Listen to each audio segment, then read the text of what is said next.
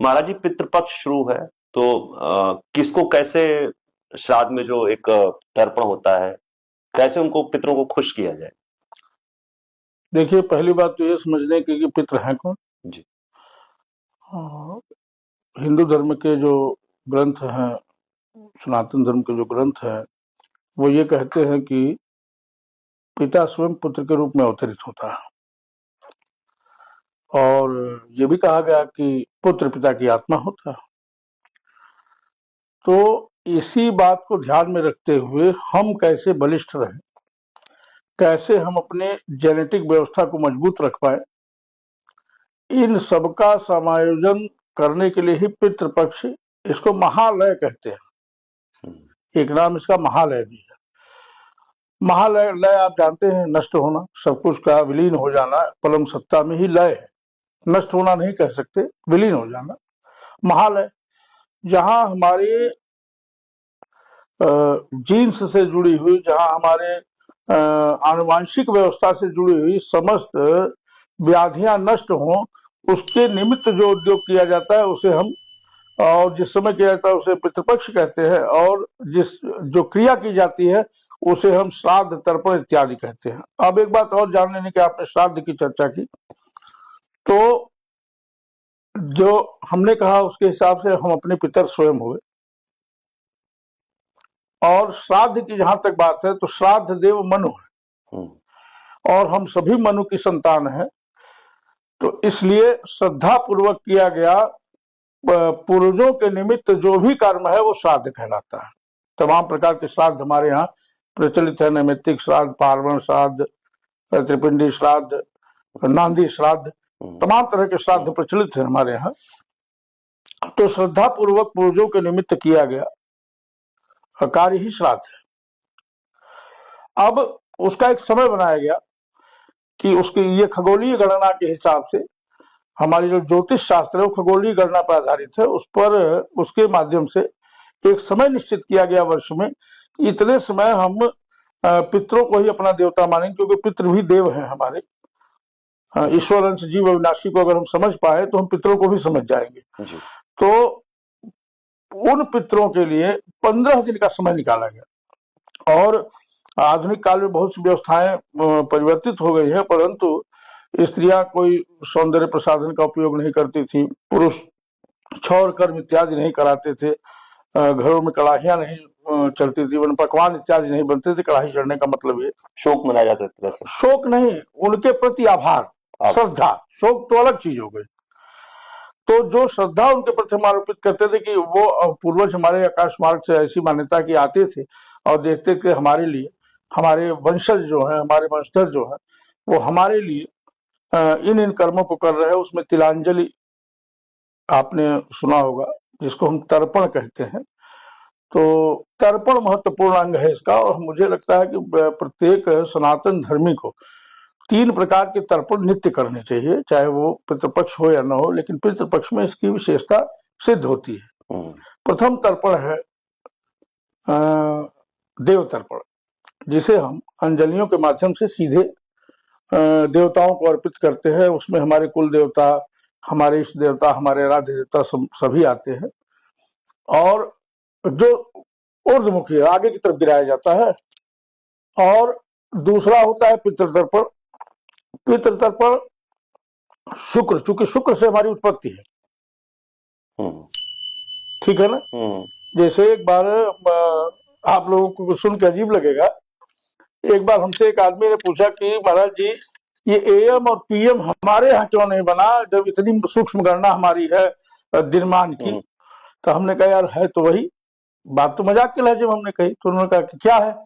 हमने कहा एएम का मतलब क्या। तो उन्होंने अपने हिसाब से बताया। तो हमने कहा हमने भी तो ये कहा, हमारे ऋषियों ने ही कहा, उसको चुरा के एएम बन गया। तो कहे कैसे। हमने कहा आरोहण मार्तंड से, सूर्य जब ऊपर चढ़े तो एएम, पतनम मार्तंड से, जब नीचे जाए तो पीएम। तो बात तो हमारी ही कही गई, उसमें क्या कहना। उसी प्रकार आप डीएनए को भी समझ सकते हैं, डीएनए की ही पूजा है ये पितृपक्ष। अगर लोक भाषा में हम बात करें, इंग्लिश की बात नहीं कर रहे, तो डीएनए मतलब डी मतलब दादा, एन मतलब नाना, और ए मतलब हम स्वयं आत्मा जिसमें शरीर बैठी। तो इसको इस प्रकार भी समझा जा सकता है कि हम तीन चीजों के सम्मिश्रण है, जिसको इड़ा पिंगला सुषुम्ना कहा गया, वो हमारे भीतर स्थित है। और आप देखें कि पिंडदान में दो चीजों की प्रधानता होती है, श्वेत वस्तुओं की जी और रक्त वस्तुओं की, है ना। रक्त क्या है? पुरुष के माध्यम से, और माता का दूध। माता का दूध, और दो तरह से इसको समझ सकते हैं हम। रक्त माता का है और शुक्र पिता का है। अच्छा, इसको भी समझ सकते हैं। तो कुल मिला के पूजा हम उन्हीं की करते हैं जिससे हम बने हैं, और ये कामना करते हैं कि हमारे जिन्स, हमारा जो आनुवांशिक गुण है, गुणसूत्र है, वो इतना मजबूत रहे कि हम ऐसी ही संतान की उत्पत्ति करने में सक्षम हो। इसीलिए आपने सुना होगा कि जब पितृ नाराज हो जाते हैं तो संतान उत्पत्ति नहीं होती। अच्छा, अब हम अपनी जो बात छूटी थी उस पर आते हैं कि एक देव तर्पण, तीन तरह के, एक पितृ तर्पण शुक्र के माध्यम से उत्पन्न है, इसलिए पितरों का जो तर्पण होता है वो शुक्र के माध्यम, शुक्र पर्वत से होते हुए जल जाता है अंगूठे के माध्यम से, उसको पितृ स्वीकार करते हैं, मतलब बाएं हाथ के अंगूठे से। हाँ, ताकि शुक्र हमारा मजबूत रहे, और शुक्र से ही वंशोत्पत्ति है। बाएं हाथ के अंगूठे से ना महाराज? हाँ। और उसके बाद आता है ऋषि तर्पण। तो ऋषि तर्पण उस व्यवस्था कहते हैं हम किसी न किसी ऋषि के ज्ञान से परिपुष्ट है हमारा वंश, हमारा कुल, जिसे हम अपना गोत्र कहते हैं। और गोत्र सब गोष्ठ से बना, गोष्ठ का अर्थ ही समूह होता है। आप अगर पूर्वांचल में जाएंगे तो पुराने लोग पूछेंगे तो गाय के रहने का स्थान को कहते थे तो गोठ है, वो गोठ में चल जाए, गाय वहां गोबर उठा ले आओ, दूध ले आओ। तो गोष्ठ शब्द का ही अपभ्रंश है गोठ, तो गोष्ठ से ही बना है गोत्र। किस ऋषि समूह से हम आते हैं, किस ऋषि की अनुकंपा, किसके ज्ञान की छाया हमारे पर, उनके प्रति भी वही हमारे पूर्वज है और उनके प्रति भी हमारा दायित्व है। इसलिए ऋषि तर्पण का विधान है, और ऋषि तर्पण आदर पूर्वक किया जाता है। आप अंजलि में जल लेंगे और जो भी गोत्र आपका है उसका नाम लेते हुए ऋषय नमः, तो उसको धीरे धीरे खोल देंगे, वो भूमि पर चला जाएगा। जल की स्मृति नष्ट नहीं होती कभी, इसलिए सबसे महत्वपूर्ण कार्य तर्पण है। उसके बाद अगर आप सक्षम हैं तो प्रतिदिन एक योग्य ब्राह्मण को बुलाकर, जिसका कर्म ब्राह्मणोचित हो, उसे भोजन कराएं। उसके अभाव में अपने भांजे को, नाती को खिला सकते हैं, ऐसा शास्त्रों में उल्लिखित है। गरुड़ पुराण में भी इसका बड़ा विशद वर्णन है। तो ये माना जाता है कि उनके निमित्त, पूर्वजों के निमित्त वह भोजन दिया जाता है और पूर्वज उनके माध्यम से उसको ग्रहण करके तृप्त होते हैं। तीसरा हो गया हमारे पंचबली का विधान है। आप सभी जानते होंगे, काक बलि, श्वान बलि, गौग्रास, देव बलि, पिपीलिका बलि, तमाम बलियां हैं जो पूर्वजों के ही निमित्त दी जाती हैं। अब पितृपक्ष की जो महत्ता की बात आई, तो पितृपक्ष इसलिए और महत्वपूर्ण हो जाता है कि यह एक विशिष्ट मौसम के एक विशिष्ट संधिकाल पर उपस्थित होता है। भाद्रपद मास में बारिश बहुत होती है, तेज जोरों की बारिश होती है जी, बिजली चमकती है, और गर्मी भी उतनी उसी अनुपात में पड़ती है। तो ऋषियों ने इसको निश्चित किया कि हमारा खान पान गड़बड़ न हो, हम पुष्ट कैसे रहेंगे। उसी माध्यम से उन्होंने एक लंबा व्यवस्था बनाया, पूरे लगभग 27 दिन का। आप ध्यान दें कि पितृपक्ष लगते हैं आपको सम्यक आहार विहार करना। जैसे ही पितृपक्ष बीतता है, नवरात्र शुरू होते हैं और आप आहार विहार और सूक्ष्म हो जाता है, आपको उपवास करना पड़ता है। ये मौसम विज्ञान की व्यवस्था है, क्योंकि श्राद्ध देव कौन है? मनु है। महाराज मनु ने अपने पुत्रों के लिए, जिसमें हम सभी आते हैं मनुष्य मात्र, उन्होंने एक ऐसा संविधान रचित किया ऋषियों के माध्यम से, जो हमको युगों युगों तक संदेश देता रहेगा और हमको आंदोलित करता रहेगा, हमको अपने अनुमानसिकता की मजबूती की अनुभूति कराता रहेगा। ये पितृपक्ष है। तो पितृपक्ष में सामान्य मनुष्य, आजकल आधुनिकता का दौर है, तो मैं एक अपने समस्त धर्म बंधुओं से एक निवेदन करूंगा कि आप जितना पालन कर पाए, आप अपने पेशे के अनुसार, अपनी व्यवस्था के अनुसार करें। पितृपक्ष के दिन पूर्वजों के निमित्त जो भी पकवान बनते हैं, जो आपकी परंपरा है, उसका पालन करें। अंजलि उनको जरूर दें, तर्पण उन्हें जरूर करें, प्रतिदिन करें, ये प्रत्येक व्यक्ति कर सकता है। तर्पण खुले आसमान के नीचे करें, बंधी छत के नीचे तर्पण नहीं होता। आप कुछ नहीं जानते हैं, पितृदेवाय नमः करके तर्पण करें। आप कुछ नहीं जानते हैं तो गायत्री मंत्र पढ़ के देव तर्पण करें, क्योंकि सूर्य भी जगत की आत्मा है। ऋषियों के निमित्त अपने गोत्र का उच्चारण करते हुए तर्पण कर दें।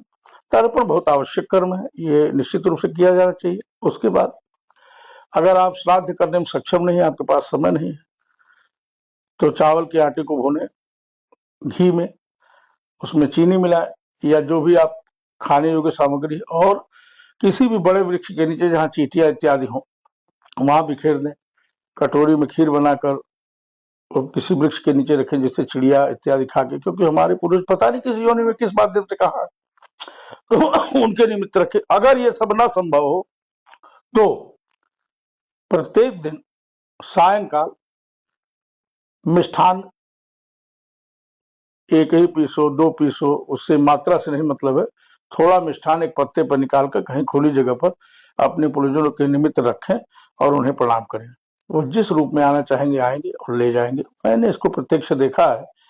तमाम जगहों पर पितृगण आते हैं, हम लोग तमाम बार श्राद्ध कराते हैं, पितृगण आते हैं, तो हम लोग को मालूम होता है कि भाई ये कैसे। अच्छा, पितरों और अधोगति को प्राप्त पितरों में भी बड़ा अंतर है। पितृ तो हमारे वो भी हैं, एक जो उच्च श्रेणी में बैठे वो देव श्रेणी में है, और जो नीचे हो पैशाच श्रेणी में है।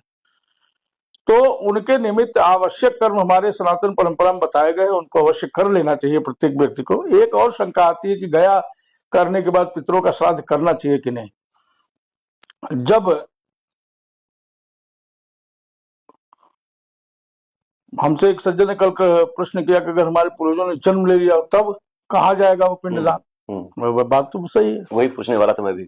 अच्छा, तो मैंने कहा देखो भाई, एक जब डाक व्यवस्था हमारे यहाँ तगड़ी थी, मोबाइल वोबाइल का जमाना नहीं था, तो एक बैरंग चिट्ठी जाती थी जिस पर पता तो लिखा होता था, लेकिन उसकी एक अनिवार्यता थी, एक शर्त थी कि पाने वाले को उसका कर देना पड़ता था। अगर वो कर नहीं दिया, 2 तरफ का कर आप भेजने वाले से लिया जाता था, और चिट्ठी उसके पास सही सलामत आ जाती थी। पिंडदान भी वही है, श्राद्ध भी वही है। अगर आपके पूर्वजों ने जन्म ले लिया है तो उसका सारा फल पुनः आपको वापस प्राप्त होता है, बैरंग चिट्ठी की तरह। इसलिए श्राद्ध परंपरा में कोई कोताही नहीं, कोई वर्जना नहीं, निश्चित रूप से करें। गया श्राद्ध एक हमारी परंपरा है, जो हिंदू धर्म की अंतिम परंपरा है। गया श्राद्ध करिए अपने पूर्वजों का। उसके बाद जगन्नाथ जी इत्यादि तीर्थों की, चारों धाम की यात्रा कीजिए, भागवत महापुराण का श्रवण कीजिए, और बंधु बांधवों के साथ सुखपूर्वक अपनी जीवन व्यतीत करिए। भोज इत्यादि के पश्चात कुछ शर्तें हैं, उसमें लोग निरामिष भोजन ही शुरू करते हैं, इस तरह की तमाम चीजें हैं। तो वो एक अपनी व्यवस्था है, आपको जो समझ में आए उसको करिए। लेकिन श्राद्ध एक ऐसा कर्म है जो निश्चित रूप से हम सभी हिंदू धर्मावलंबियों को करना चाहिए। मैं एक बार पुनः कह रहा हूं कि अगर आप कुछ भी करने में सक्षम नहीं है तो प्रातः अपने पूर्वजों का, देवताओं का, ऋषियों का तर्पण नित्य करें, और सायंकाल अगर आपकी क्षमता है तो आप 2 पीस ही मिष्ठान, 1 ही पीस मिष्ठान निश्चित रूप से श्रद्धा पूर्वक अपने पूर्वजों के निमित्त अर्पित करें, और आपको जीवन भर पूर्व पितरों से आशीर्वाद मिलेगा, और आपके आगे जीवन के आगे का मार्ग प्रशस्त होगा।